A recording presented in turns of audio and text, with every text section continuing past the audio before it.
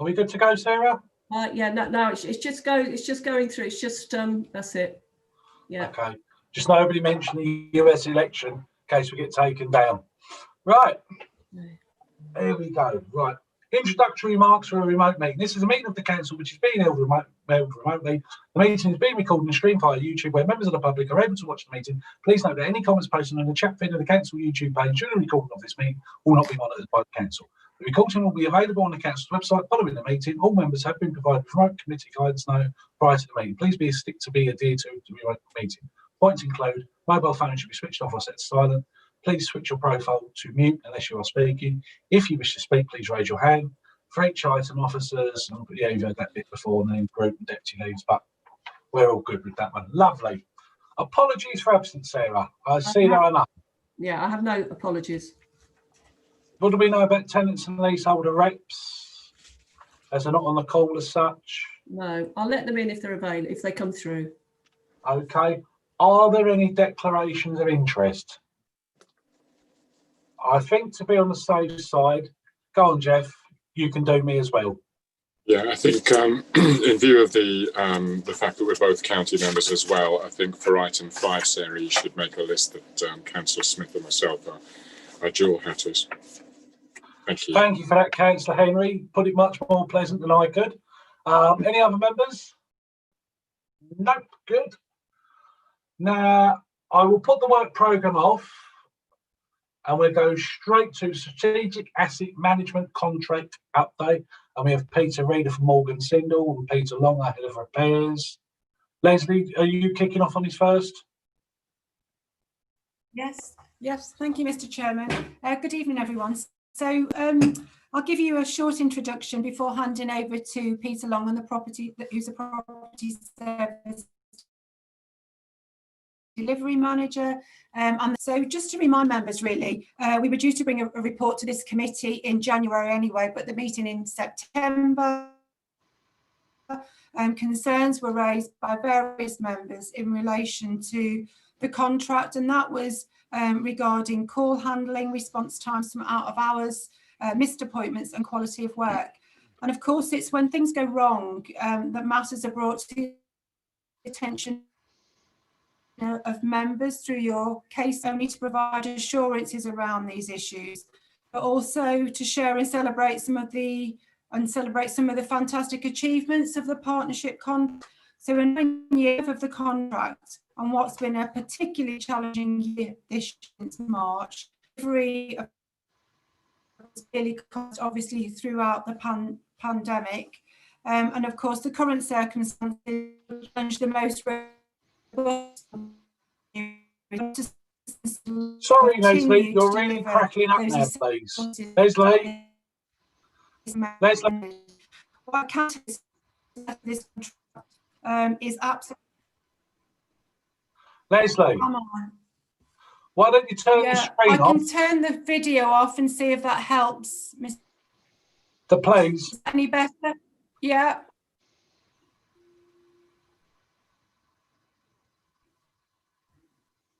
Is that any better?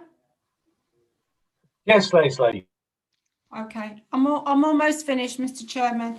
The success of a contract of this nature is predicated on strong, open, honest relationships and good communication, and the ability to bring robust challenge to drive through improvements. We're very fortunate in that we've got an excellent working relationship with Morgan Sindall at every level of the organisation, and we share a very strong desire for continuous improvement and driving innovation in service delivery. So the long-term contract has brought huge benefits to the borough and local people through the offer of training, work experience, apprenticeships, employment opportunities via works, social enterprise.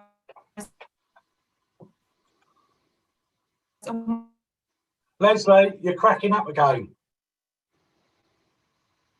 Enterprise, and we're praised and they might invest on it. Hopefully that.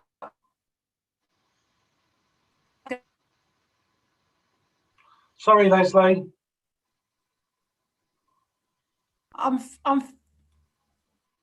okay. I've finished now. I'm handing over to Paul Reader. Thank you. hopefully, yeah. I'm sorry, Mr. Chair. Go on, Councillor Emma. Yes, thank you, Mr. Chair. I was just, Fine. I couldn't understand the first half of the update at all. I'm sorry to the Assistant Director, as it was just so scrambled. And then when it did become clear, it was near the end of the report. So I didn't know if there was any information in the first half of the update that was necessary for me to understand this item. I'll tell you what I'll do, Councillor Emma. I'll let the Officer Leslie O'Shea play around variety. You never know, one of her boys can be playing a new computer game and it's killing her internet. So I'll let Leslie do her thing. We'll let Peter Reader carry on with his piece and Peter Long possibly. And then we'll come back to Leslie. So Leslie can think about, was there anything specific that members need to know? Okay. So Peter Reader, you're very welcome to the Housing and Communities Committee. We're pleased to see you and you have the floor. Thank you, and thanks for inviting us tonight. I've also got Partnership Director Glenn Monksfield on, who runs the contract on a day-to-day basis, so he'll be able to hopefully answer any detailed questions. I'm going to try and share my screen and just run through a couple of slides as a bit of a presentation. So let me know if that bit works. Can you now see my? Perfect. Yes. Great.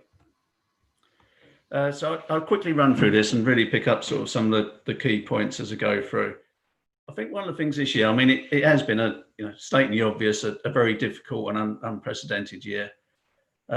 We were sort of stepping into the unknown back in March. We was following government guidance and we introduced some safe working standards, both for our own staff, but also for obviously the customers and homes that we was visiting. And that has all worked very effectively.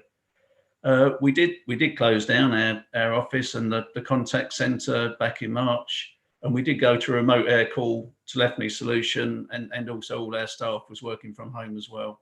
I think we learned some lessons from that. I think initially when we were just carrying out emergency work, so I think that remote contact centre worked. I think the lesson that we learned, and this time round in this lockdown, we have brought that contact centre back into the office, but in a different way, and they're operating in bubbles. But all that transition has caused some problems with the telephony and the way we've been answering calls. But also, obviously, disruption to staff as well, and we've had to make some adjustments to that, where staff have been either self-isolating or shielding through that period. We brought in some things also to help customers, a COVID portal and how we use data to help support vulnerability, identify vulnerability. And we supported the council through delivering food parcels and supporting shielding vulnerable people. But probably the last two bullet points is something I did want to pick up on. We was very keen to support our local supply chain, ensure that they were still there at the end of the process and the lockdown that we've gone through. We also really want to thank Basildon as well for supporting us through that period. We were stepping into the unknown. We didn't know how long the lockdown was going to last for, or what impact that was going to have on our business. We did furlough a lot of staff at that time, but with the council support, we've got a robust and strong business, and we've returned that furlough money as well to the government as well, so we are going to be turning that back. So for all that and all them difficult circumstances, we completed a lot of repairs. We took over 50,000 calls, and we still retain reasonable levels of service delivery as well, with appointments, gas servicing, and gas servicing is back up to a good level now in terms of compliance. And we got good customer feedback. We have had some issues, and there's no denying that the customer service has not been what we've been used to through a lot of the disruption. I think some of it's been, disruption to our services, but I think also frustration in the time that it's taken to do some repairs where we're just doing emergencies. There has been delays to some of the normal type repairs we've been doing. Big impact, we did stop for obvious reasons, kitchen and bathroom programs. We did carry on doing some of the external works when we was coming out of the first lockdown. And that's been quite a success as well. And I just wanted to share a few pictures, just showing really the impact some of the works we've had in both in terms of the aesthetics of properties, but also in the way they're performing as well. So I'm just going to flick through a few pictures for you. These are before and after photographs where we've either undertaken rendering works, painting, but just how much we really have changed the appearance of some of the estates and the properties in what we've been working on. And it's also undertaken some, some quite major structural repairs, fixing concrete repairs, but just to say the overall appearance, I think, has been massively improved. But not only just the appearance, we've also improved the insulation of the properties. They're performing much better, saving energy for the residents as well. One thing we have done, and we spoke about, I think when probably I came to this a year ago, is how we use data. And we've been using that repairs data, not only when we're developing the schemes now with Basildon, ensuring that we are targeting things that are causing repairs, but now we're looking back at projects that we've done 18 months ago, for example, on the Craylands estate. So where we fitted new doors and windows and undertaken works there, that it is really having a positive impact on repairs as well. So it's not only the performance and the look of properties, we are also reducing repair demands. The two red blocks, hopefully you can see on your screen, are showing where we've reduced quite significantly window and door repair requests following obviously doing the refurbishment program. So I think that's real positive, using that information both in developing programs, but also making sure what we've done has had the right effect on properties. Leslie was mentioning, it's not only about the works we've done, but what we've contributed to in terms of employment and social impact, I think, within Basildon. We're on cohort 11 now from our BasWorks program, which has really been successful, and over 94 residents have been through that now. And I think the other schemes that we're doing as well, it's all about employment. I think it's going to be probably one of the more important things that we do in 21 is how we focus and work with the council in trying to get people back into work, because I think that's been one of the real, what we're seeing, the significant impacts that COVID has caused us. We've been supporting and tapping into government schemes, so energy redress, and a lot of the other things we was doing in terms of employment and training with residents. We've turned a lot of that online now, so the monitoring circles, virtual courses. So there isn't that face-to-face contact, but we've still maintained doing training and initiatives.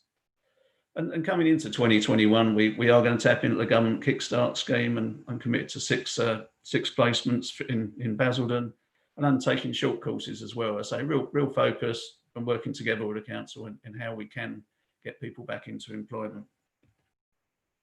And lastly, my touch on 2021 and hopefully a much better year for all of us. We are implementing new part of our rent and rave where we get customer feedback, and that's going to be targeting more down to individual employees, supply chain. That's going to really hopefully improve that customer experience. I talked about data and how we want to improve properties. We're also looking at installing sensors now in properties after we've completed works or where we think we've got problems with properties, and looking at how they're actually performing. Also other initiatives, the remote eyes, the little picture on the left there, is how both we can hopefully get residents help diagnose problems with us, but also supporting our engineers and operatives when they're out in the field as well. We really want to return to the best levels of service that I think we've had the years before. I say a lot of disruption this year, but I'm proud, to be honest, that the way our staff responded and how we worked with the council in meeting some of the challenges we've had this year. So I think we've done well in the circumstances, and I think 21 we're looking forward to returning back to hopefully a more normal and improved service. I know something Peter and Leslie always keep saying to me, and I think it is true. We probably don't celebrate enough some of the successes that we have achieved through this contract. We focus on a lot on negatives and things that have gone wrong, which obviously we need to resolve and make sure they don't happen again. But I think we have got a lot of achievements and things to be proud of as well. Hopefully I can now stop sharing and happy to take any questions. Thank you, Mr. Reader. Before I come to Councillor Rimmer, I think welcome Elsie French, one of our tenant leaseholder reps. And it looks like you've got a new device because you come up very clear. And I did note that Councillor Code. What I want to put to you, Mr. Reader, is one of the biggest problems in all of our housing stock is dampness. Because obviously, if you're in flats and you don't have a garden, you're going to hang your washing up on your radiator to dry it. And tumble dry is not the cheapest things to operate, let alone home. So when we look at a lot of our flats, and I look at the ones in my own ward, and some of the washing areas are not very nice, to say the least. Be it the tarmac surface, is lost its, that nice, that sort of level surface, and they're a bit unloved, some of our communal washing line areas. So do you think within your contracts you might financially benefit by making all of the washing areas for flats really, really pleasant and nice, so that people feel more encouraged to dry their clothes outdoors rather than indoors and create mould and dampness, which you as Morgan Sindall have to pay to put right? I think all areas we want to look at more holistically, and that's the whole purpose of this contract is that we don't just keep going and fixing things or painting over mould, that we get into the root causes of what's causing it, whether that is better drying facilities. And one of the things I was talking about, the Internet of Things sensors, we'd like to try out in 2021 as a pilot within Basildon, is that they can link to an app on your phone, which will tell you if your humidity levels are going up within the property, whether you should be opening windows, whether the heating's up to adequate levels, that, to sort of work with residents and inform them that when there is likely causes of damp, and whether that is through, say, too much humidity, drying clothes. But yes, we'd certainly be interested in talking to Peter and Leslie about how we can improve drying facilities as well. But yeah, and as I say, we want to look at the whole thing holistically, not just individual problems. Because before I let members have their rightful chance to speak, I would just say, have a look at the 4 blocks in Great Mistley. I know it's in my ward, and I'm sure other members can pick out areas in their own walls where the washing areas, if you could service your car there and spill oil everywhere, it's probably the best thing you could do with it. They're not nice places. A lot of our washing areas are flats, and we have to be so much better as a council of making our washing areas nice areas where parents, while one of the other parents at work, can hang the kids' clothes up and let them dry and keep the area nice. Before I go to Councillor Rimmer, Peter Long. Yeah, thank you, Chair. We've kind of turned a corner now with the decent homes. The decent homes focus was all about the internals to the property. It was all about the kitchens and bathrooms and heating systems. And we've kind of turned a corner now, and people have realised that actually we need to do in-state improvements, and actually the view out of the windows needs to be improved for people. So our current view of programming works is to take account of things like drying areas, hard landscaping, soft landscaping, and so forth. So I think you'll see in our upcoming programs, you'll see a difference made in that area. Brilliant. Mr. Monksfield, Councillor, your hands noted. Yeah. Sorry, yeah, Chair, just picking up on that, we was discussing some of the data that Paul Reader was talking about in a meeting with some of the officers of Basildon Thursday, and that was an area that was touched on. So we will start to have a look at some of those drying areas to see what can be done to make people want to start to use them and prevent them issues that you raised. Thank you. Thank you so much. Councillor Rimmer, you have the floor. Thank you, Chair. Yeah, so I just want to concentrate on these complaint figures and your target. So you've got an 86% satisfaction rate on repairs. Obviously, you've got this target for 95%. I guess that's target's been in place since the contract in 2016. And I just wanted to know, and apologies if it was in the slides, but they went through quite quickly, whether there's actually been any improvement on that. I mean, we get the, I'm very cognizant of the fact that as councillors, we tend to get the problem cases. We probably get some of those 14% rather than the successes that you're talking about. So I'm very aware of that when I ask these questions. But obviously, we still have to kick the tires on that basis, in terms of how those particular complaints are actually dealt with.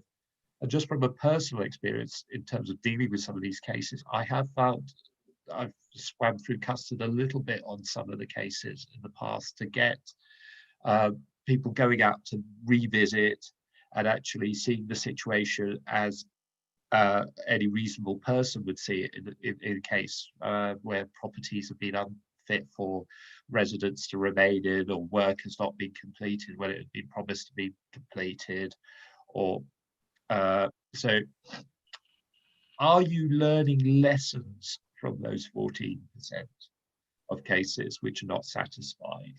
And are you actually classifying those in terms of ones where there are clear and fundamental lessons to be learned, and ones where it may be about better customer service?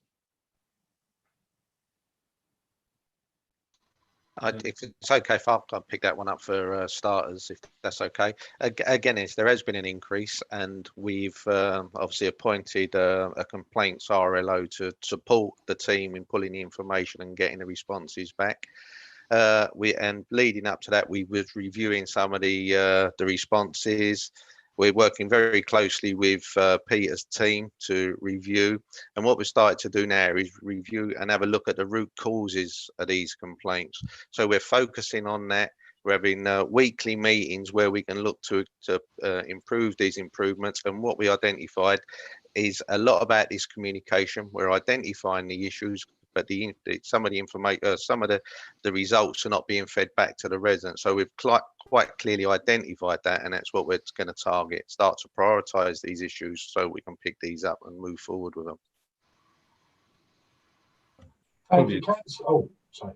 So slightly add to that. I mean, we're never complacent if there's complaints. If we don't want to get any dissatisfaction. So that's always our aim, is that we eradicate and continuously work on that, as Glenn said. I think that's one of the things that Mountain Raid does give us, is that immediate intervention. We're getting that information straight away when someone is dissatisfied, so that we can intervene, and that is also helping to try and improve that customer experience. Thank you. Councillor Rimmer, did you want to come back?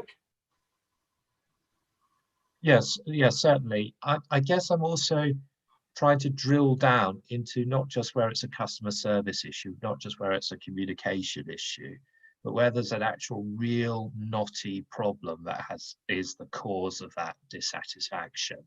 But actually there have been a series of missteps or a misdiagnosis of the actual problem that needs to be fixed. And I've had situations when, in terms of casework, for instance, without going into too much detail, where the resident has been told by the first person on call, the problem is this, unfortunately I can't deal with it, you need a specialist. And then the specialist isn't sent out, it's somebody else who's sent out who says, I can't deal with this, you need a specialist should have been booked. And so that exasperates the issue. I appreciate, again, that I'm not dealing with the macro here, I'm dealing with within your realms of your 14%, the real knotty issues. I'm just asking what lessons are getting learned from that, and actually what processes are being fixed as a result of that. Peter? Yes, Councillor, I think in answer to your question, we're learning all the time, and it never seems to stops amazing me. No matter how many years we put into this, we learn every day. So I think one of the huge turning points for us is going to be the implementation of new IT. Things like, Paul mentioned it in his presentation, but things like a new product on the market now called Blitz, where people can just shine their mobile phone at a particular problem or a leak or you wouldn't believe how many problems are misdiagnosed by non-technical people living in their properties. So I've lost count of how many times we've rushed out to a boiler to find out it's just a cylinder or something like that, So I think the implementation of some of this new IT, chatbot, for instance, where chatbot is an intelligent system that asks simple questions, but it's intelligent. So as you give answers, it asks you the next intelligent question. And I think some of this, which is being developed by Morgan Sindel across the country, is now being introduced in Basden, and we're very keen to adopt some of that. And I think it will help reduce the numbers. Thank you. Thank you. Before I go to the next speaker, because I want to deal with each member at a time. Now, Peter or Leslie, I understand as a part of the BASwork contract is some social benefit for the local community. And what could you just go through briefly what that benefit is, either Peter or Leslie? If I may, I'd like Paul to take that question. Oh, sorry, yes, Mr. please. Chairman, because he's leading on that at the moment for Morgan Sindall. All right, because I only asked this because some members might want to give their constituents a Christmas present. So we've got many parts of the borough represented. So I want to let Councillor Rimmer get a little wish list in first, and then I'll get everyone else at their try. Please, Mr. Reader.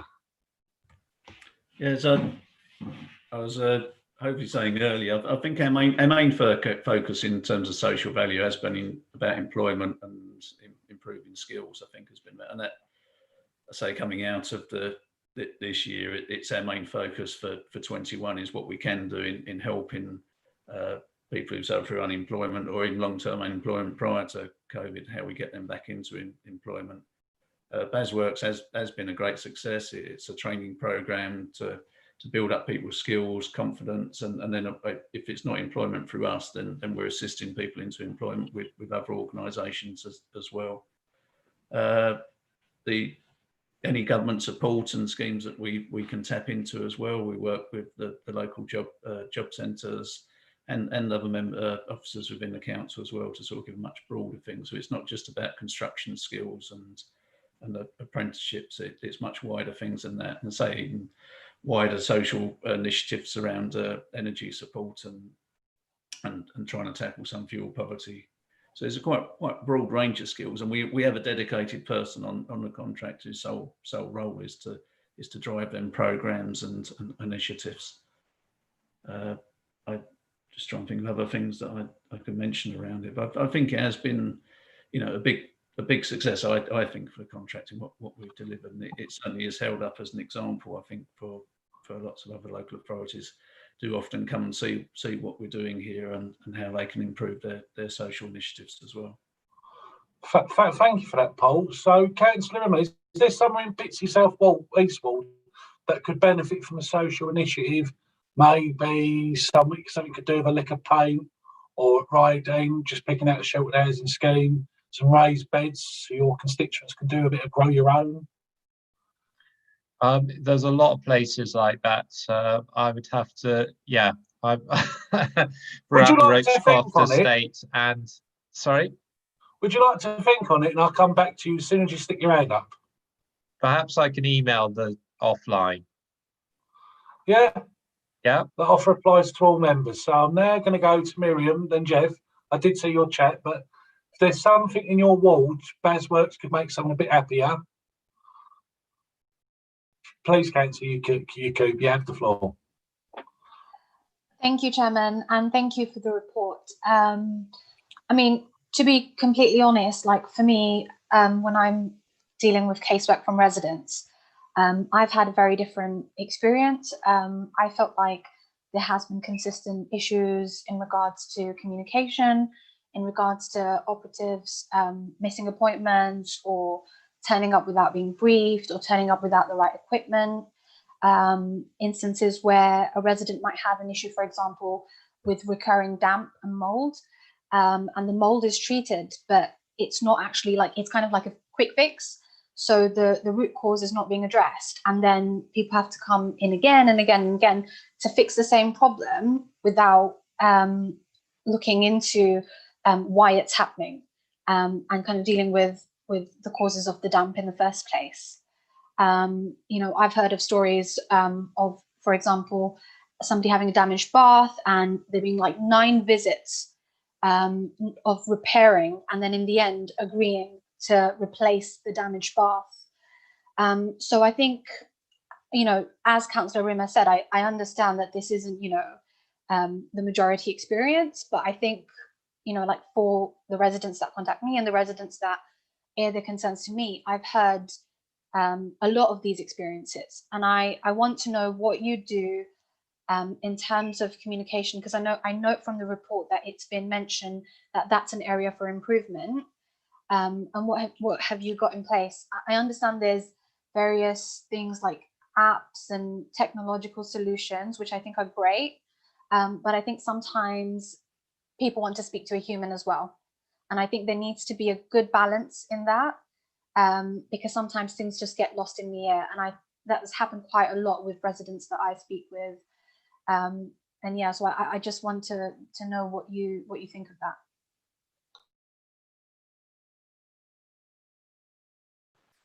If I can just start again, it's they are genuine issues that you've mentioned now, and I believe the other councillor mentioned those as well. We keep talking about technology, and one of the issues being is, or what we've just released on the engineers apps is an alternative or a further drop down to identify if a job cannot be completed or repaired for whatever reason it is at that point. So what they're able to do now is that there's additional reasons as to why they can't, but them reasons should be being picked up every day so that we can get them orders booked back in, and it's giving them more information, or there's more detail of what the reasons are. So, for example, it needed someone to make potentially a decision of whether that bath did need replacing. It shouldn't have required 9 visits. But with the likes of what Peter's just said, if we can start to work with a blitz to see this and encourage the engineers to do that, we may be able to get these resolutions resolved a little bit quicker. With regards to damp and mould, and I think the chair mentioned it, with regards to this, we can treat it, and we treat it with the best products that are designed to manage that. But equally so, we do sometimes need support with the residents to perhaps change some behaviour so we can control that. And one of the reasons we like to get hold of and treat it quicker is because we want to reduce the spread. But I think there is some more work perhaps we can do with the residents with regards to mould.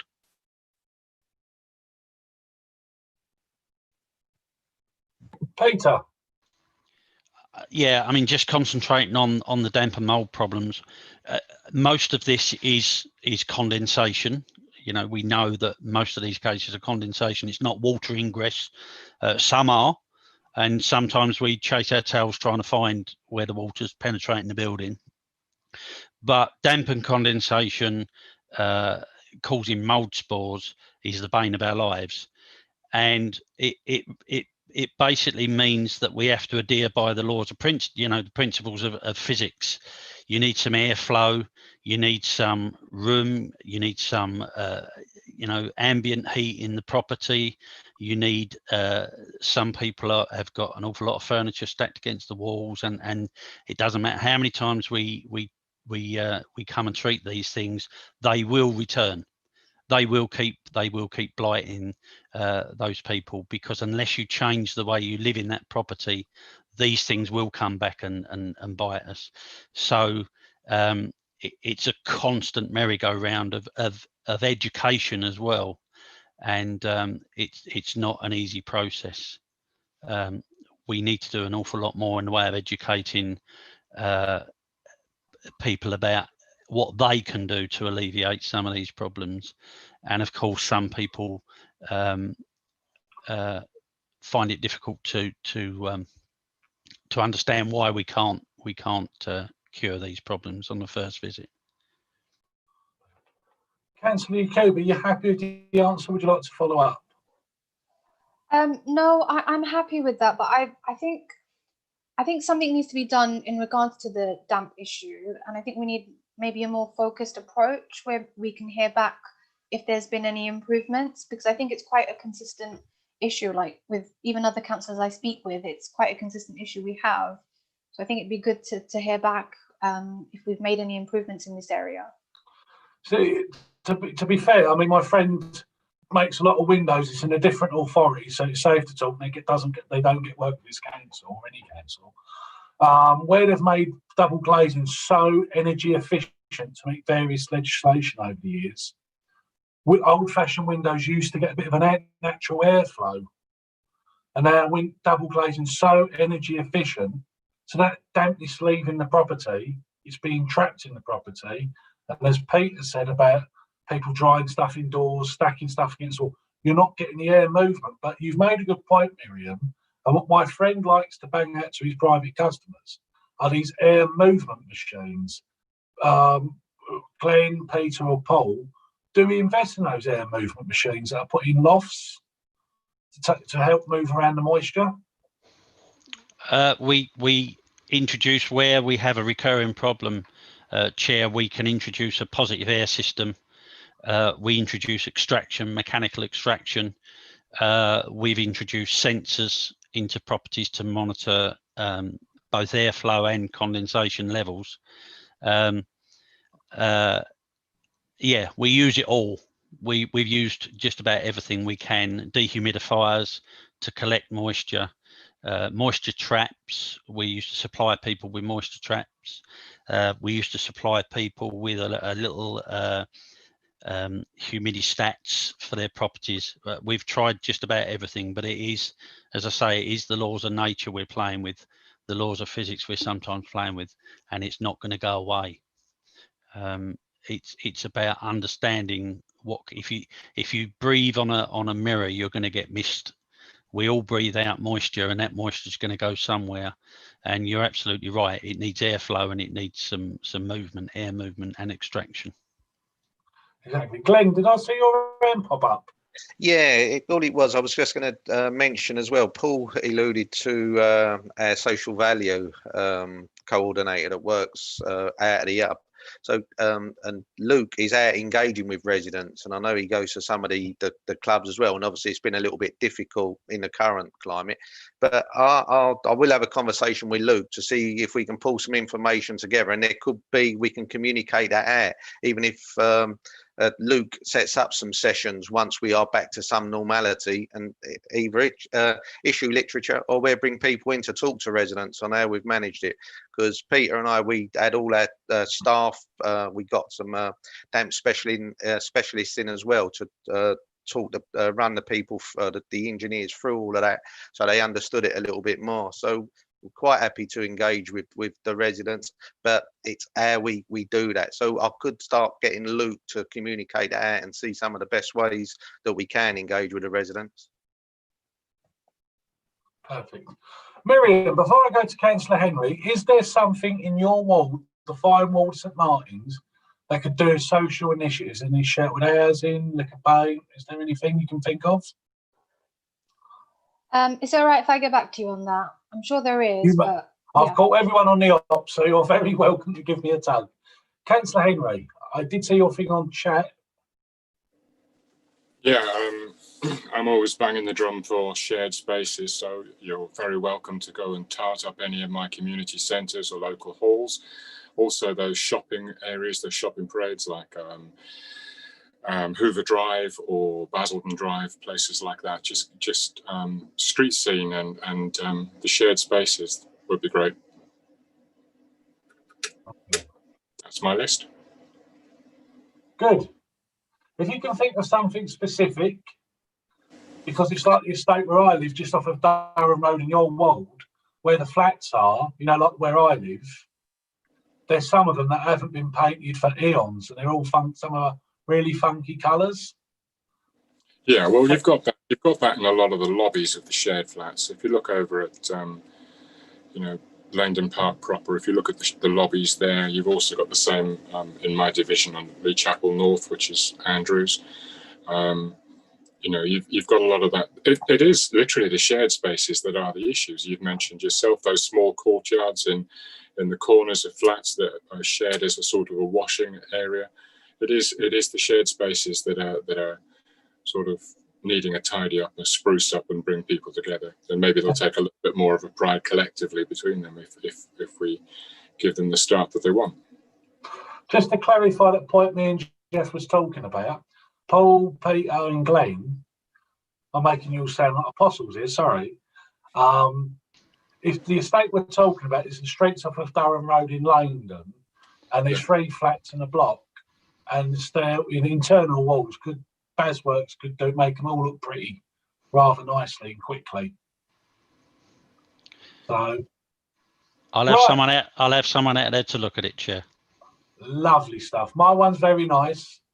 but I'm thinking the other people. Councillor Schrader. Is there something in the fine ward of Billericay East? Any sheltered housing? Chairman. Again, nothing. You've caught us all on the hop. Nothing that springs to mind immediately, but I shall certainly give it some thought. Not my ward, of course, but as you know, the Langdon Hills estate has a lot of shared spaces that are certainly looking a bit tired in places.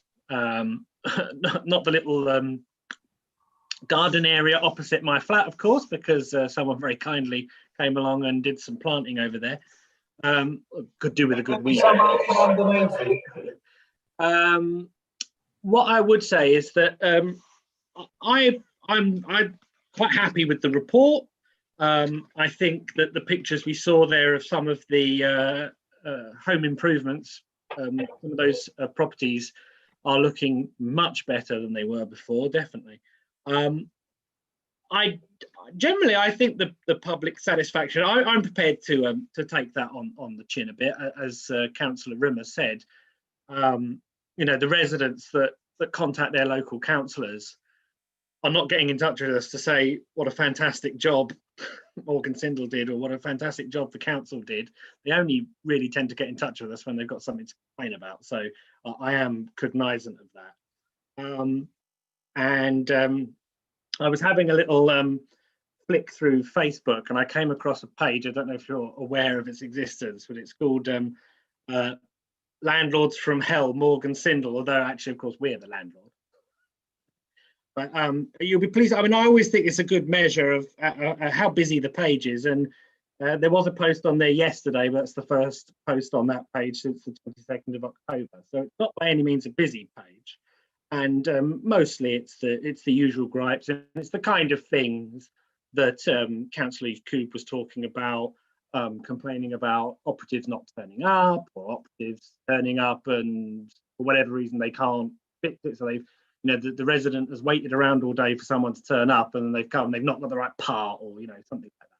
So I think, but I think for the most part, the gripes and things that you hear, it does all go back to, as has already been said, communication. Most of the times they're complaining because they're waiting for an update on their job. You know, they've been waiting for something to be fixed or something to be done. And even if it's being dealt with, it's, you know, someone's come, they've gone away and they've not heard anything. So I think that, you know, improving communication would solve a lot of your issues right there.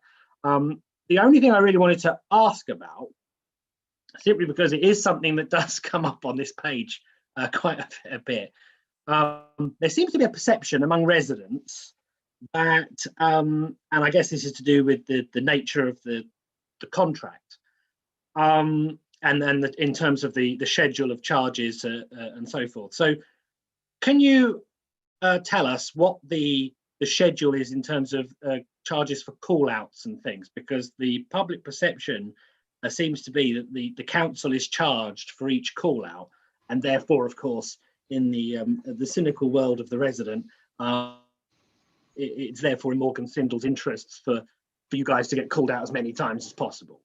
Could you just let us know how that schedule works? Thank you. Peter, I think you can answer that question very easily.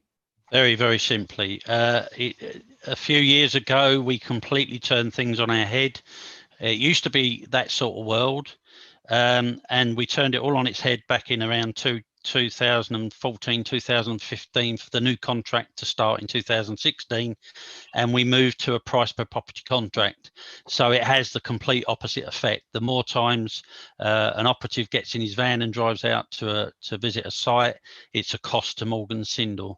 The more trades that turn up that shouldn't have turned up, it's a cost to Morgan Sindel. We pay no extra. We pay a fixed price, and there is no additional costs. We don't pay by the visit. On the contrary, it's very much a cost to Morgan Sindel, and on that basis, it's very much in Morgan Sindel's interest to reduce the number of visits, which should encourage them to get it right first time, and that's what they've been developing over the last sort of 4 years or so, he's actually honing in on those costs. So no, absolutely not. The complete opposite. I mean, Mandy Skeet was the officer who brought it in at the time. And when she explained it to all members, I wasn't chairman of Housing at the time, it was your colleagues in the opposition there. And the way it reads to me is it's an insurance. So it's in Morgan Sindall's interest to get the job done as quickly and as possible, because every time they visit, they're eating to Morgan Sindall's profit. So I do see what you've seen, Councillor Schrader, what people put on social media, it's being padded out, but it doesn't work in Morgan Sindall's interest. It doesn't cost the rent payer any extra money. But thank you for bringing it up, because it is an important point. I thought it was worth getting on the record. Lovely. And the point Councillor Schrader made about the thank you, Councillor Gordon, I will call you, made about the Langdon Hills estate. I did tug Peter in the autumn about some of the bungalows there that we own as council housing stock. So they're going to talk with the Residents Association about sticking some masonry paint and brighten them up. But thank you. You know, I always like people who take the side of Langdon Hills and never make, are always very welcome. Councillor Golden. Hello, can you hear me? Perfect. I can't. Can you speak up? I can't hear. Yeah, whatever. So this came up about I think the last time you came to committee, that Basildon Borough had the highest rate of door repairs in the country, or one of the highest. And I was just wondering if we sort of worked out why that was. And if you did and you reported it to committee, I do apologise. And if we're thinking about areas in our wards that you know are challenging, that generate a lot of casework, then number one on my list is the Five Links estate. That's where most of my casework comes from, and a lot of that is about the environment. Some of the discussions that we had earlier on about sort of, you know, looking outside the window. The Five Links estate is one of the more challenging ones in the ward. So yeah, probably the easiest one to answer though is around the doors, and if there was any update. Sorry if I haven't responded to that yet. Thanks, Mr. Reader. What we were showing you, I think a year ago, was that we compare it to all the other repair contracts that we do. So that's what we was basing the data against. And a lot of the replacement programs and new products that we're choosing in conjunction with Basildon is to improve that and remove that repair demand, particularly around doors. And that little graph I showed you just showed what we'd done on the Craylands estate in really reducing that repair and window repairs demand. So yes, it is something we're focusing on. And I think it comes down to a lot of what was specified previously and things that have been fitted in. So we are looking, this is another thing that this contract does drive us to do, is look for products and materials that we're putting into properties that have much longer life and don't cause repairs. So it's in our own interest not to fit cheap or materials that don't last for a long period. Thank you. So are we sorry, Chairman. Are we still number one? Ask you to come back. Are we still number one in the league table for door repairs, or have we gone down? That was sort of the thrust of it. I will check and let you know. But I'm sure you're not top anymore. That's all I wanted to hear. Glenn? And all that was just to put the record. That was one of the first shots at data we had as well at that point. And yeah, I remember it. And it basically is what Paul said. And we've also got a buyer within the hub as well. So when we are looking at repair items, we are looking for the materials that have come with longer defects and or obviously warranties to support any defects. So that is work just continuing. And we just had a conversation in that same meeting last week with the Basildon senior team, was about having a look at some of the showers. So we are identifying, the more we're getting into the data, we are identifying that there are things that perhaps we're not getting the best value out of. So we're looking at stuff like that, and we're working closely with your colleagues to look into that. Okay. Before I go to Mrs. French, because I saw her hand move, so I'm assuming she wishes to speak. Andrew, is there anything Basworks could do to brighten up Lee Chapel North? I mean, as I said, the the biggest challenge in Lee Chapel North at the moment in terms of casework is over at the Five Links estate. Also, the area that often gets forgotten in Lee Chapel North is the area around the station. I think because sometimes people assume that Langdon Station is in Langdon Park Ward, but that sort of area is actually in Lee Chapel North. So, but yeah, the Five Links estate is always any work on there is greatly appreciated. But perhaps there needs to be a broader think about the strategy for that. So yeah. Councillor, we might want to jump in. Do you not have those little flower beds around the Five Links? Yes, there's the flower beds around the Five Links. Some of them get replaced. Some of them a challenge because they're quite expensive to replace.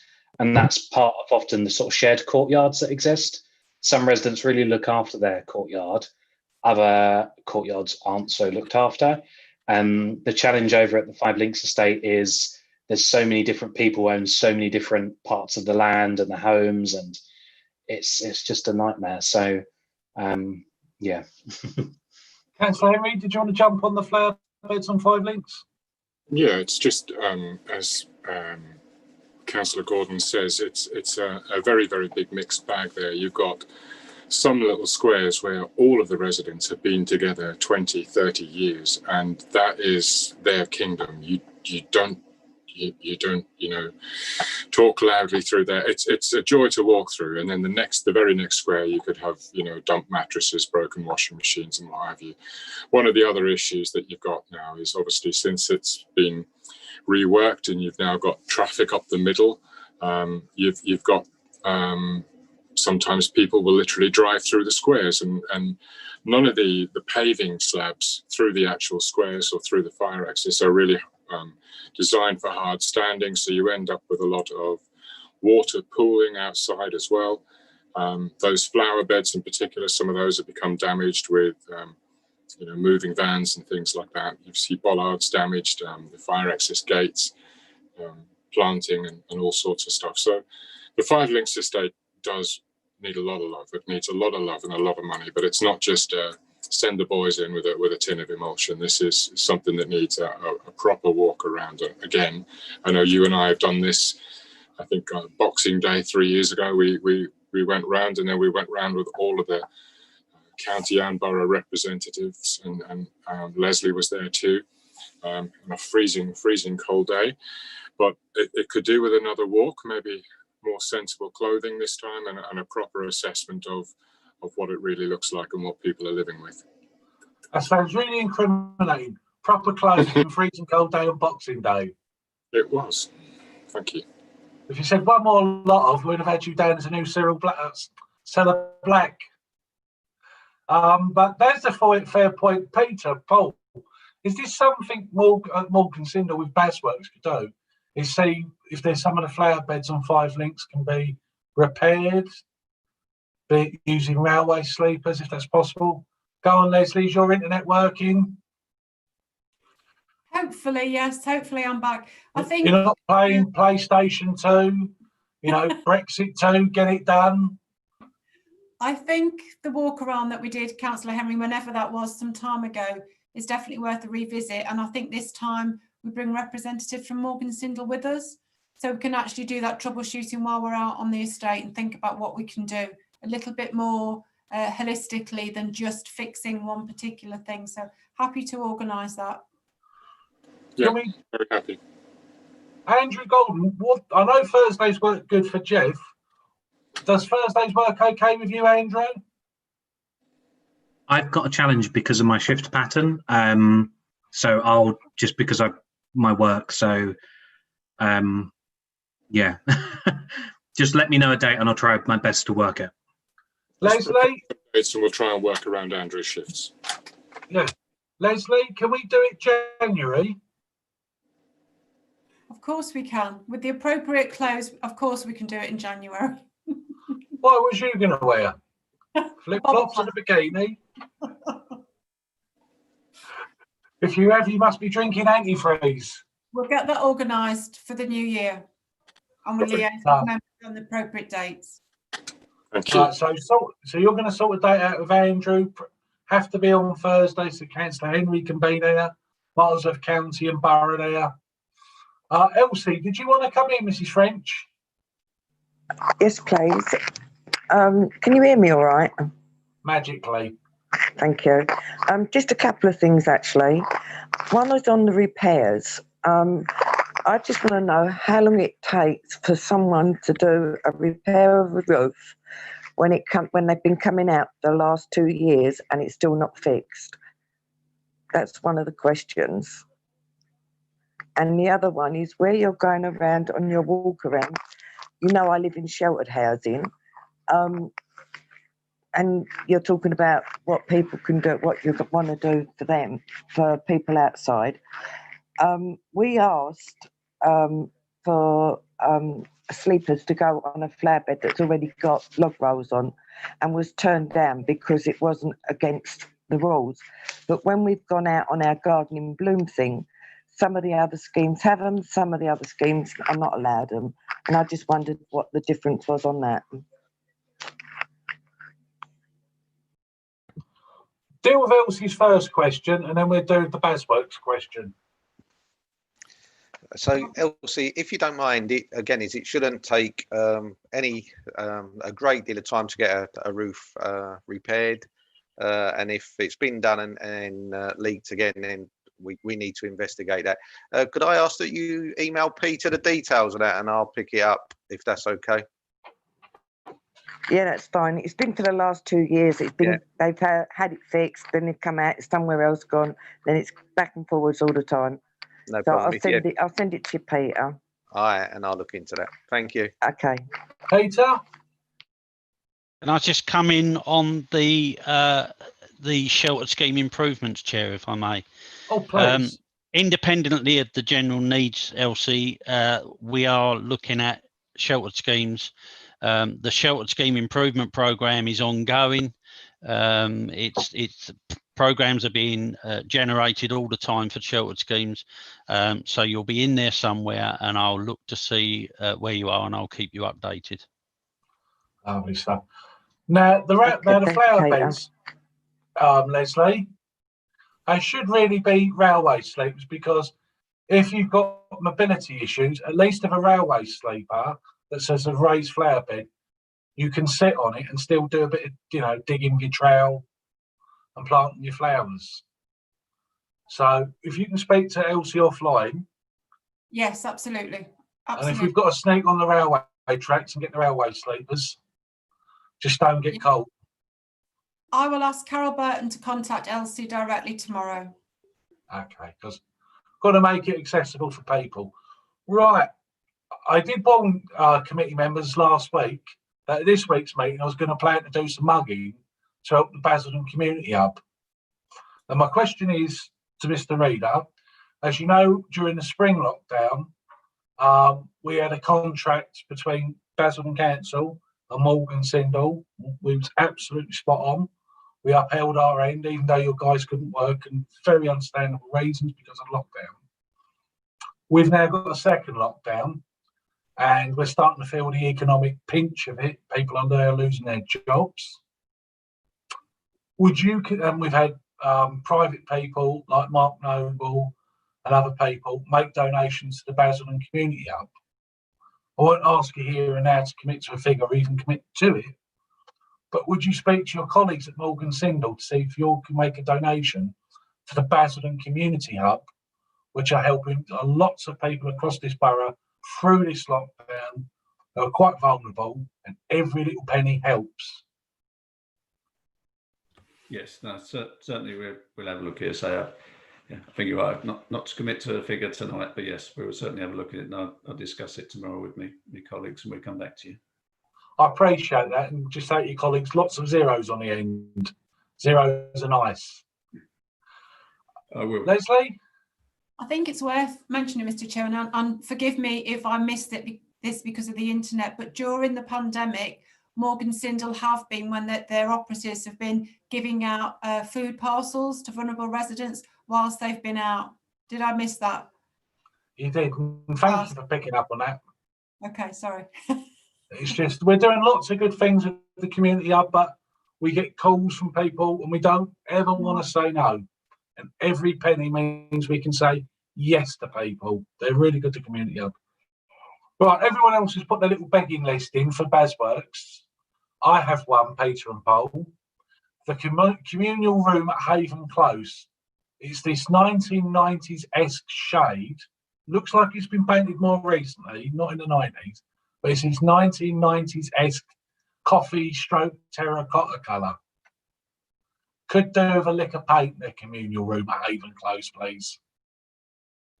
And it's nice indoor painting weather as well. Right, if there's no other speakers on the on this item, Sarah, do we need to vote on noting on this? It's just for noting. Just for Yeah, noting. everyone happy? Okay. Paul and Glenn and Peter, you're very welcome to stay around. If you can't, I understand why, because you've got your own home life and you know it's way into 8 o'clock at night. But thank you for your attendance, and as I say, you're very welcome to hang around. Right, now we go into the libraries update. Thank you, Chair. Thank you.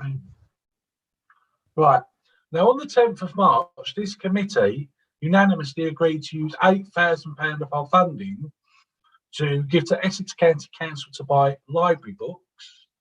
And when I break down the report, there was £5,000 of the 8,000 to buy books across the borough's libraries. Councillor Yacoub made representations to me that we need to beef up our quantity of BAME books in the borough's libraries. That attracted another £1,000. And on top of that, £1,000 was allocated to Wickford and £1,000 was allocated to Billericay on the grounds were, with the previous sum of £5,000, those two libraries hardly got any extra books because there wasn't a perceived need. So before I hand over to Joe Ray, if members look at their agenda on page 14, you will see the full breakdown by library. So Joe, you have the floor. Thank you. I mean, there's not an awful lot else to say, to be honest, because you've summed it up very well, Chair. But I mean, I will just say one specific thing, which is that the numbers reflect the need as established with the managers of the respective libraries. So obviously there's a slightly disproportionate number that have gone to Wickford and Billericay. That's because they've had those specific amounts allocated to them.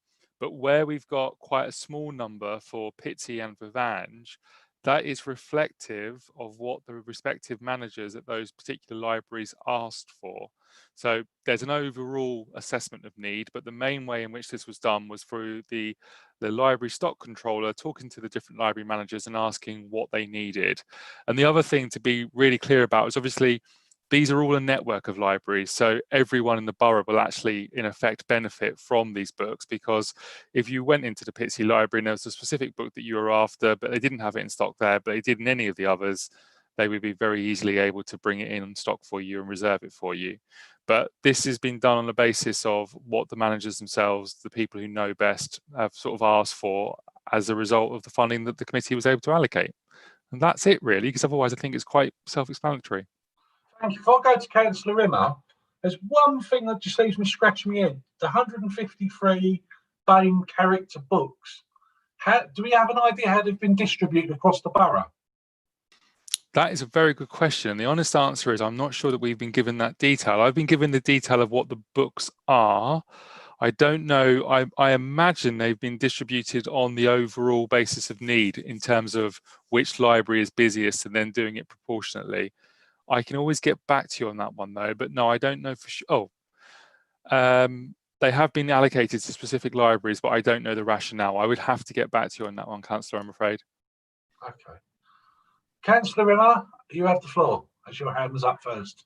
Thank you, Chair. Yes, I'm disappointed that there's only 18 books going to Pitsea Library, and I would like to know the rationale in respect of that, because if BAME books have been allocated and paid for, it would suggest that there was a disproportionately small amount of BAME books going to Pitsea Library, and I would suggest that that needs assessment is wrong if that is the case, and that had to be another calculation an overlay taken into account for those BAME books to be evenly distributed. It would also have been useful in this. I'm new to this particular committee. I wasn't here to hear Councillor Yakub's argument to this committee, but it would be useful to actually see the list of the BAME books as well to understand. Yeah, because it's a bit of a vague description for me to say BAME protagonists, because whether that's non-fiction or fiction, which age groups are actually being in terms of reading age as well, it would be just useful to know that as well, to understand how the need has been assessed and how it has been targeted in that respect. So those are my questions around that, really.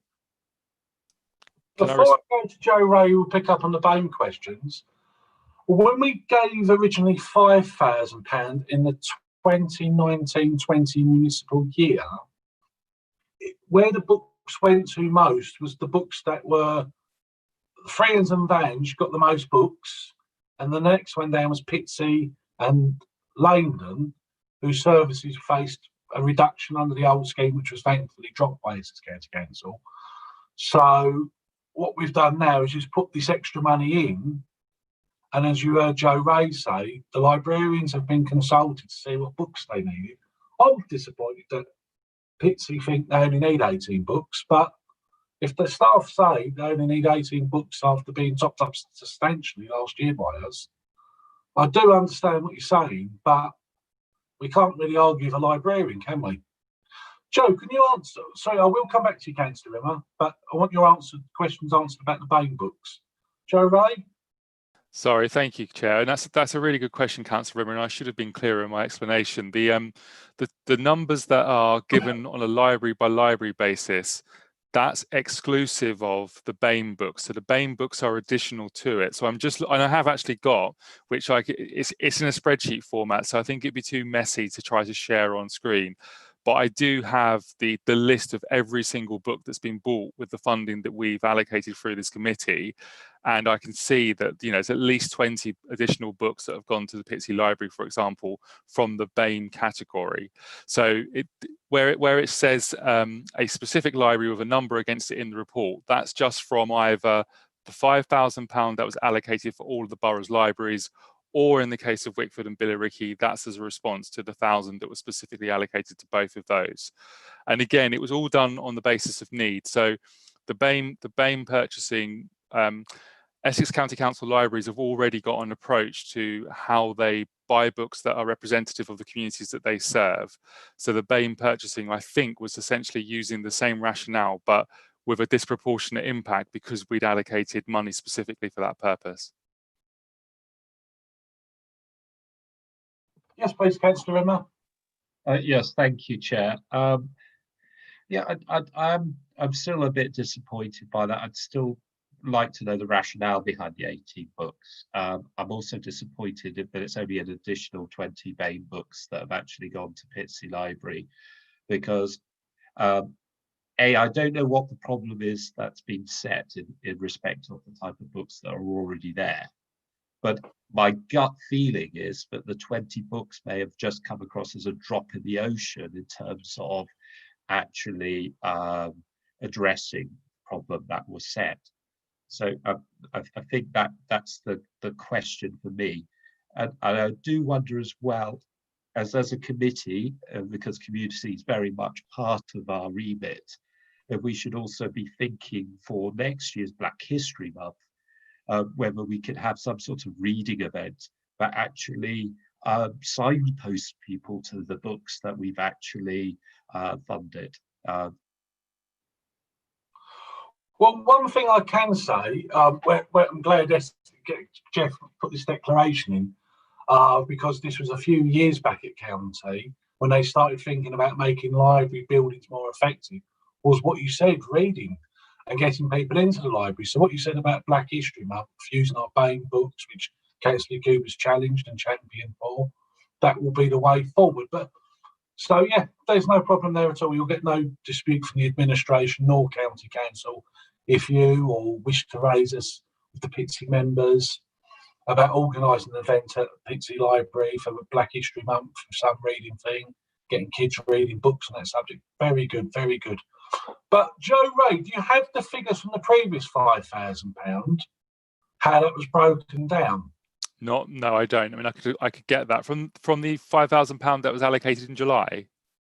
Is that you know, the first £5,000 we done, so it was done in 2019. Yeah, no, I don't have that. It must be, Sarah, which committee meeting did we get an update on? So you can get the agenda online. And then when we wrap up this item, we can get the breakout down then. So, okay, Sarah's going to look it up. So, what's this countdown call it? Dictionary Corner. I will come to you, Councillor Go. While Dictionary Corner's working, Councillor Henry. Thank you, Chairman. To be honest, Joe has already answered my question. So I just leave it with a thank you for the presentation on this and the notes, and also to thank Councillor Yakub for raising the issue and you know, ensuring that our libraries are reflective of the communities that they are within. So I think it's a job well done. That's it. Thank you. Thank you, Councillor Henry. Councillor Yakub. Thank you, Chairman, and thank you, Joe, for the work that you did to make this happen. I just wanted to add that it would be really good to see which books were bought with that money, and if that could be distributed at some point, that would be really good, because I'd really like to have a look at that. That's about it, really. Thank you.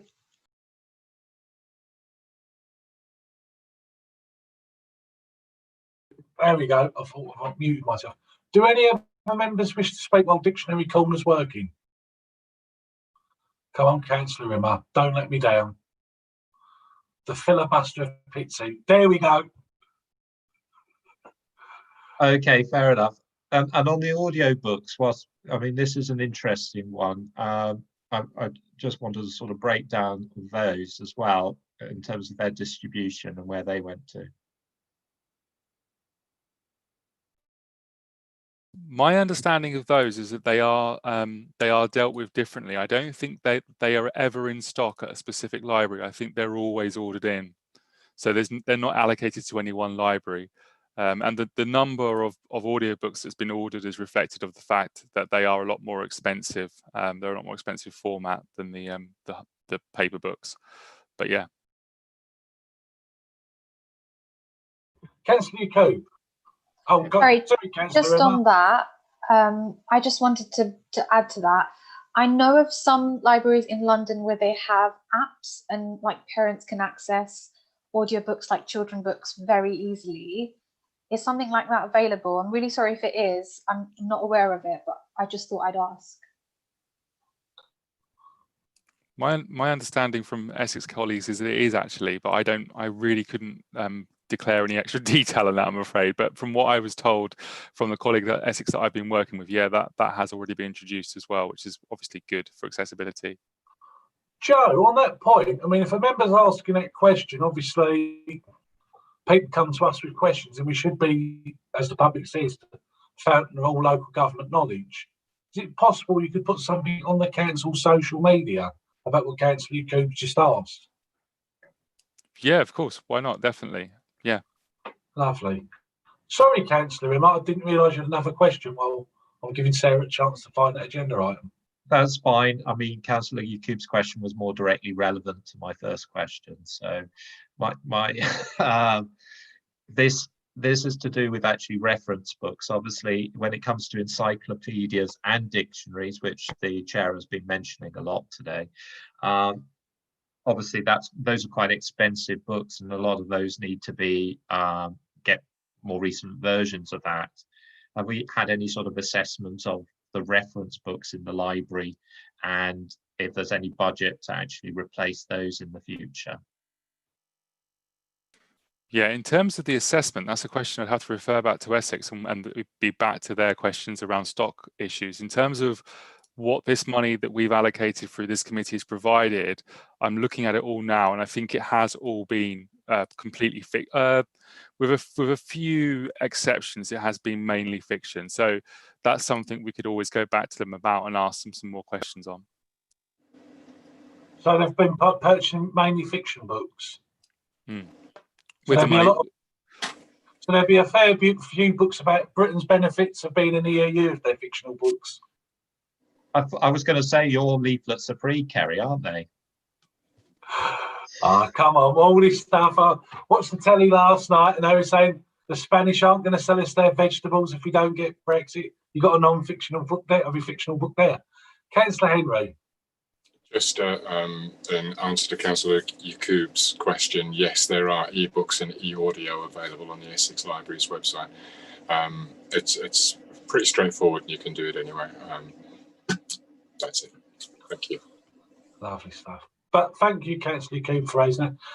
Sarah, have we given you enough time to find that agenda item? Sorry, Chairman, what did you want to know? The previous item, what did you want to know exactly? You know, when we agreed, when we had a report like this from the feedback from when we previously spent £5,000 in 2019. And I think we had a feedback after Christmas, would have been the start of this year. So say a January, February Housing and Communities Committee. So what did you want to know on that report? I've got it up. Because there are, right, how many books did we buy per library? Because we've got some fresh faces on. I mean, you know, as Councillor Emma always advocates for Pitsea South East, he will look at that and say only 18 books. Yeah. But we need to show the other side of the coin. Okay. This has resulted in the purchasing of 108 additional books for Basildon Library, 148 for Langdon, 156 for Friends, 141 for Pitsea Library, and 179 additional books for Vange Library. Councillor Emma, did you want to come back on those numbers? Well, yes. I mean, it reflects what you said, Chair, that there was a more even distribution with the first tranche. I just am still surprised because it just still feels like a drop in the ocean, the extra 20 Bain books on top of the existing stock. So I would have expected them to take up more Bain books based on the need and actually the problem that was being sought to be addressed in terms of, I think, can I come back on that, Chair, just quickly? I think the Bain books, we do have to hold that slightly separately to the other numbers that are in the report, because the Bain books in total was around 153 books. So then that's divided by all of the borough's libraries, whereas the books for each specific library, that was the one that was done on what managers were saying that they needed. Whereas the Bain books, looking at it, and again, I will share the list, it seems that they've been split fairly evenly, but obviously 150-ish divided by the number of libraries kind of does work out of that sort of number. So I think that's where we've got to with that. I think on that point, I think we'd best if Councillor Yakub nominated this motion. So if Councillor Yakub, keep your ears wide open and Sarah with your pen and paper, that this committee asks Essex County Council to match the £1,000 that this committee has agreed to purchase a further £1,000 worth of Bain books with Essex County Council money. Would you like to put that forward as a motion, Councillor Yakub? Yeah, definitely. Which member of the opposition would like to second it? Because we've kept this issue cross-party. Councillor, you're going to get a dislocated shoulder, you keep doing this. Yes, we have a seconder. So you got that down, Sarah? So Councillor Yakub's proposing it, and Councillor Rimmer has seconded it. So we're asking Essex County Council to match fund the £1,000 spent exclusively for Bain books for all of the libraries in the borough. Right, so I shall read members out as best I can alphabetically because I don't have a paper agenda. Naturally, Councillor Yakub's going to vote in favour. Yes, in favour, Chairman. Actually, I'll go this way. Councillor Rimmer, you're voting in favour? in favour. Councillor Schrader? In favour. Councillor Golden? I'll vote in favour, providing that if they don't agree to match fund it, we'll send you round there to sort them out. You mustn't give Kerry too much fun. And Councillor Henry, how are you voting? I'm for it in principle, but thank you. And I shall be voting in favour. So that is unanimous because we've kept the library question unanimous. This report is for noting. And if I could just say on this while we wrap up this subject, there are certain districts and borough councils in Essex that when County Hall was talking about the possibility of some libraries closing, which would have meant Bange and Friends, and some other libraries losing their hours, and Councillor Baker, the cabinet member in charge of Essex, reviewed that decision and parked it and dropped it, which was a fantastic thing to do. But Basildon, I understand to be the only district or borough council in Essex, has come forward to County Hall with money to buy books for our library, and we've kept it cross-party. I would say to other districts and borough councils in Essex, if you moan about your libraries haven't got the people visiting them in non-COVID times, then maybe you need to spend some money on your local libraries to get the books in there so we can have the footfall and help the residents. My message to other districts and borough councils in this county: don't complain, do something about it. So now what do we have left, Sarah? The work programme? Yeah, that's it. That's fine. Okay. I have something to add to the work programme. Leslie? Which football game are you watching? You look like you're watching a football match. You're on mute. I've got two screens, that's why. My camera's there and the screen's there. So football and rugby, oh, there's no flies on you. You must be having a little flutter. Right.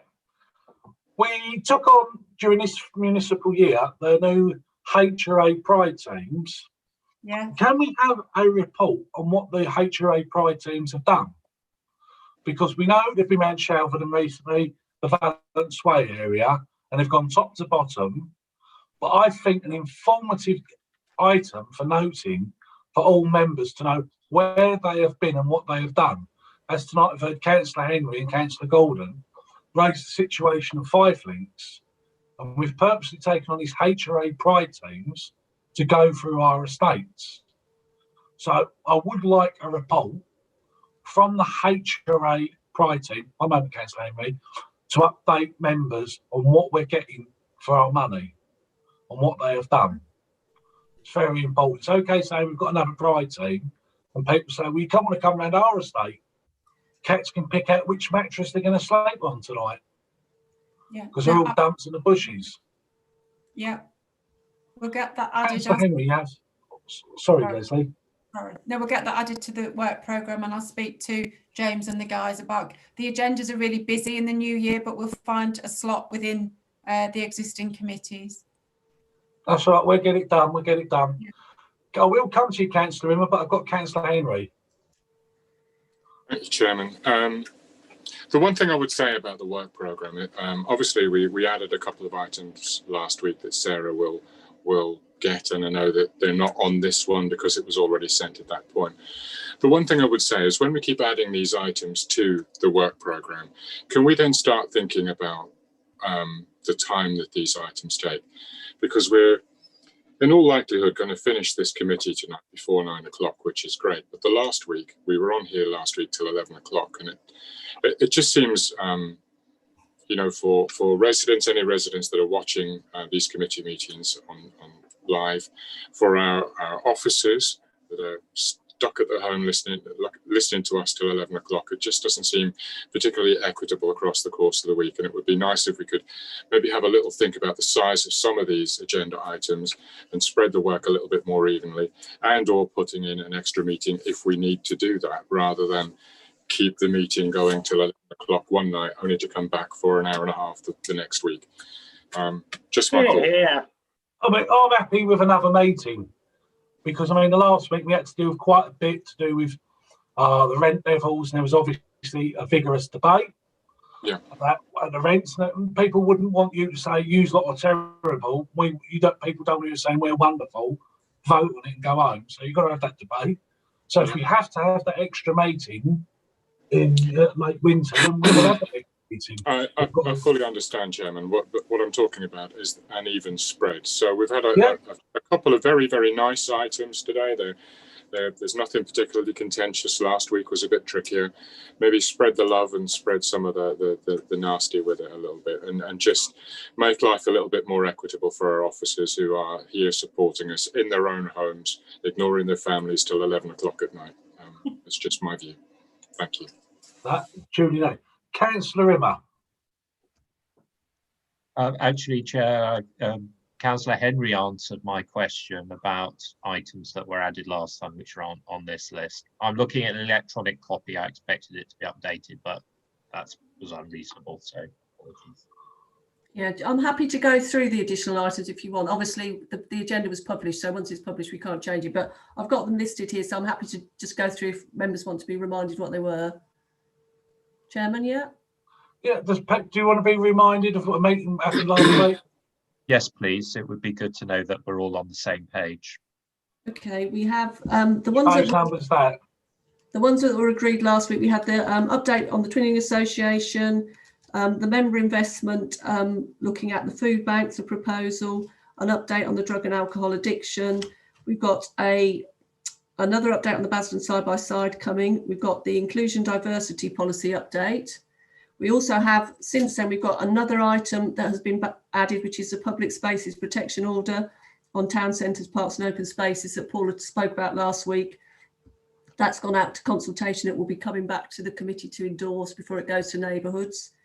And there's also an additional item on the connected communities policy, which has just been raised by a grants team, and that will need to come to the committee for approval as well before the end of this municipal year. So we've got quite a few additional items. Lovely. Is there anything else members want added onto the work programme? Leslie, was there something you wanted? I was just going to mention, Mr. Chairman, that we've got the new social housing white paper came out just over 2 weeks ago. Whether rather we have got a lot of business on the agenda, if you'd like me to get a briefing paper prepared and circulate that to members, hopefully this side of Christmas. And then if you think you need some more information, perhaps bring a later item. I could do an executive summary for members of this committee and circulate it, if that would be helpful. Okay. So let's take a vote on the one item of race tonight. Sorry, Councillor Henry. I'd like to suggest that we give officers perhaps the opportunity to have a look at the timings of these, because we've Sarah's read out 7 or 8 different items. And I think we should perhaps give officers a bit of a free hand on how they line the next 2 months up, and maybe back the recommendation back to you and members should we need an additional meeting to cover the extensive list of things we've got to play with. Because we're not until January, are we? No, to be fair, Councillor, we were on the same page here and we're way ahead. When the option of coming up with a December meeting, because it was these 2 items we've just discussed were going to be on last week's meeting, and I said to the officers, if you want another meeting, then we'll have another meeting. If you have to have 2 in a month, we'll have 2 in a month. But you're absolutely right, because there comes a point for members and officers, you get a bit fatigued, you need to stretch your leg, a bit of fresh air, otherwise you lose your thinking capacity, sharpness. So we're going to go to the vote on to place an update on the HRA Pride team on our estates. Councillor Golden's my vice chair. Are you seconding it? Yeah, why not? Right, and I have to do this the other way round. So I'm going to go from the top. Councillor Schrader. Favour. Middle, Rimmer. Councillor.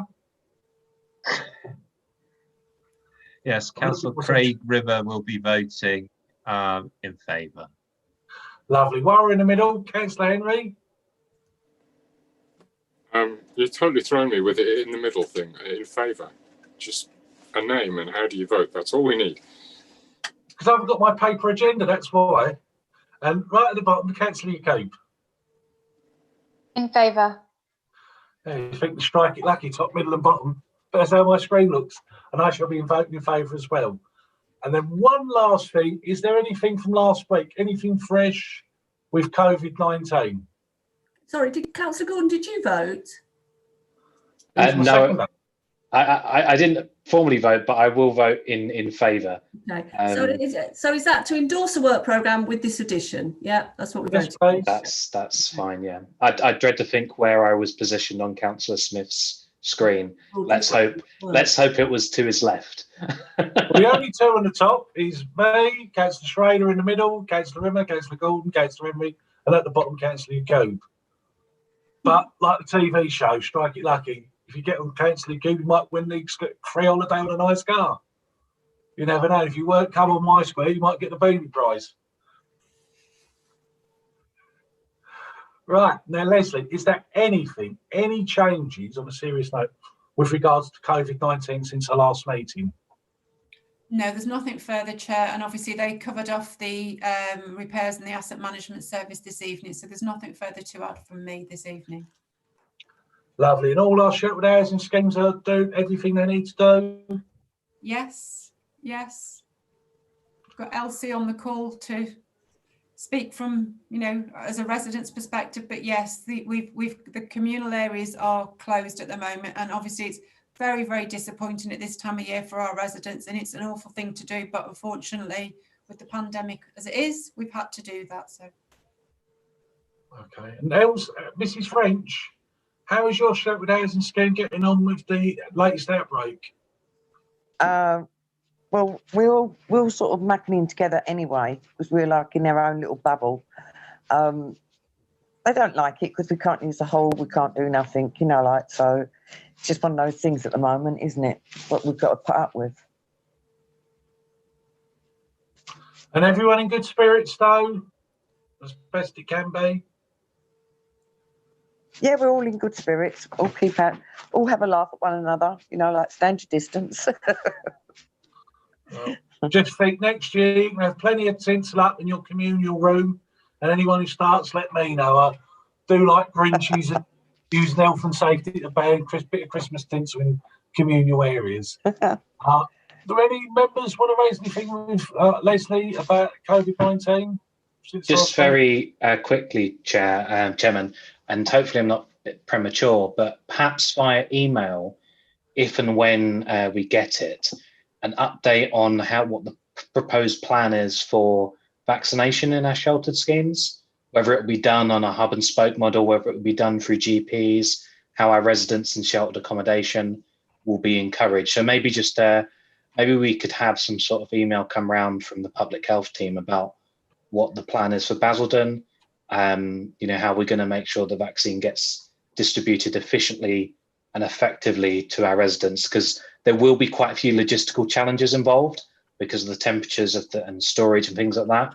So I think it'd be good to be apprised of that sooner rather than later. So if there's any key decisions that we as members need to take to facilitate the distribution of that, we can take it. Of course. Yeah. I said not a formal item for the agenda, just I think maybe an email update at some point. Yeah, absolutely. I'll get that organised as appropriate timing. From my interpretation, I think everybody is content if I close the meeting now. Yeah, is everyone content? Yes. Lovely. Well, thank you for that. And you've got my assurances, members, that if we have to have extra meetings, we will have extra meetings.